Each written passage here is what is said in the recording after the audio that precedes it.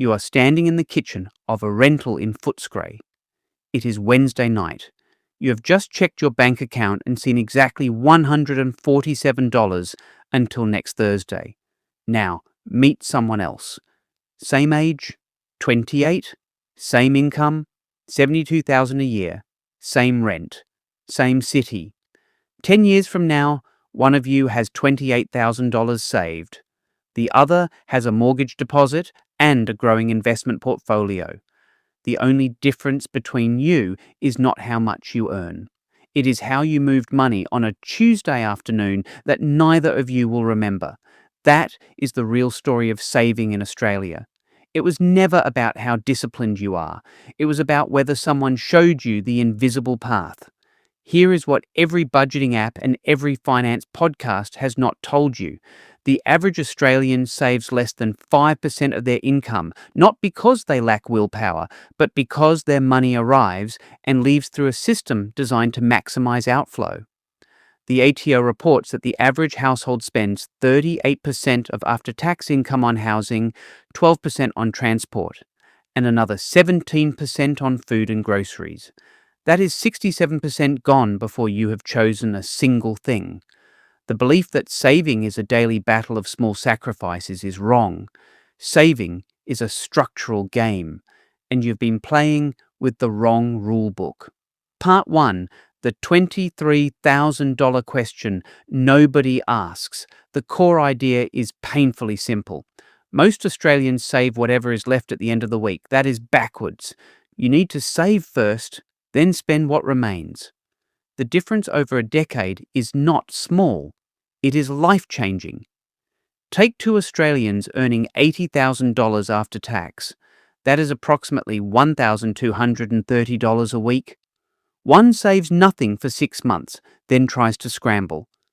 The other sets up an automatic transfer of $100 every Tuesday morning before they even buy coffee. After 10 years, assuming 5% interest in a high-yield account, the first Australian has approximately $12,000 if they are lucky.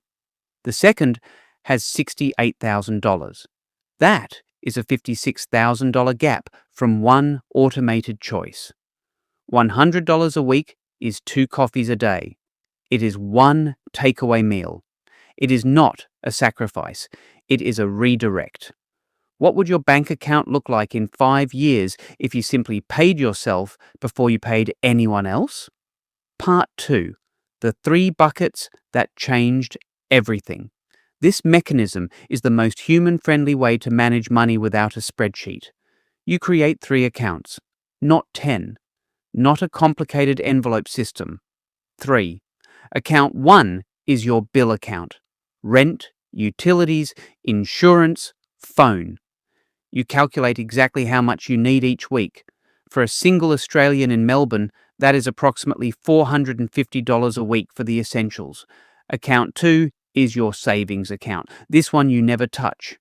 Even $100 a week works. Account 3 is your spending account. Everything left over is yours to burn without guilt. Now contrast 2 renters. Same income. One uses a single account and constantly feels anxious checking the balance. The other uses 3 separate accounts with automated transfers. After 1 year, the first has saved almost nothing because the money felt available. The second has saved $5,200 without ever feeling deprived. That is not discipline. That is architecture. Why would you rely on your memory and your willpower when a bank can do it for you while you sleep? Part 3. The Friday night test that exposes everything. This part is about the emotional trigger that undoes most savings plans. It is not the big purchases. It is the small automatic ones that happen when you are tired, hungry, or bored. The average Australian spends $84 a week on what the ABS calls discretionary non-essential items. Delivery apps, alcohol, lottery tickets, snacks from the service station. That is $4,368 a year. Now, run the contrast for a 35-year-old with a mortgage. One continues their normal Friday night pattern. 2 delivery meals, a bottle of wine, and a taxi home. Approximately $120. The other makes one change. They delete the delivery apps from their phone and keep a frozen pizza and a six-pack in the fridge. Same feeling. 1/4 of the cost. After 10 years, the first pattern has cost them $62,000 in foregone savings. The second pattern has a fully funded emergency account of $25,000. Same life, same enjoyment. One structural difference. How much of your weekly spending is just the cost of not having a slightly better default option? Part 4. The Australian parent who found $400 a month.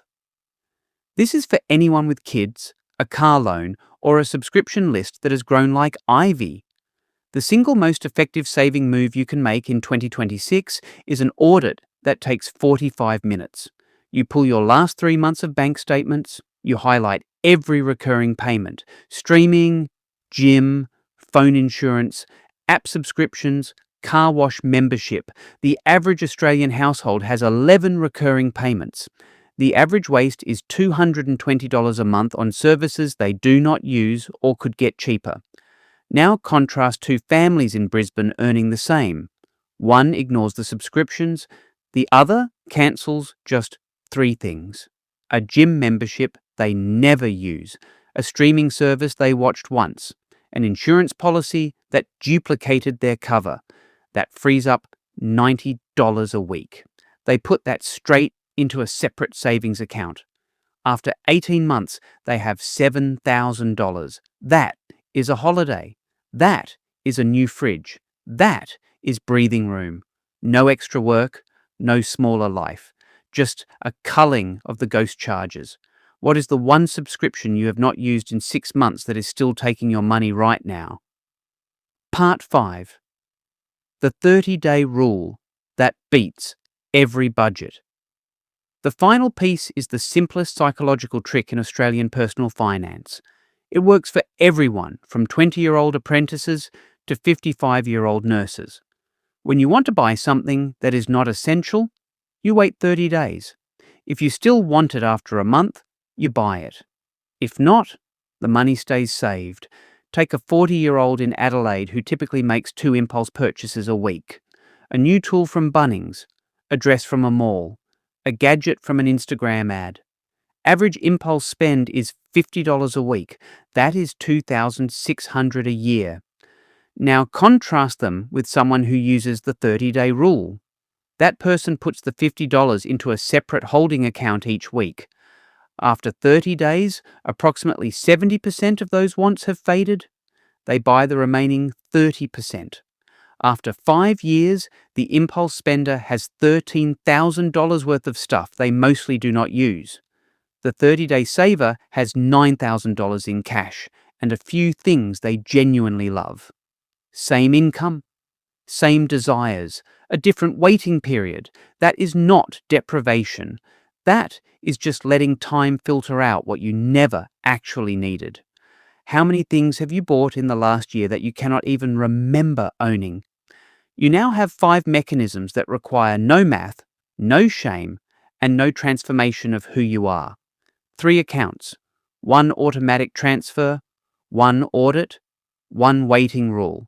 The only thing standing between you and a savings account that actually grows is the belief that this stuff is hard. It is not hard. It is just hidden. And now it is not hidden anymore. The question is not whether you can save. You absolutely can. The question is whether you will set this up tonight or whether you will let another week of the default setting decide for you.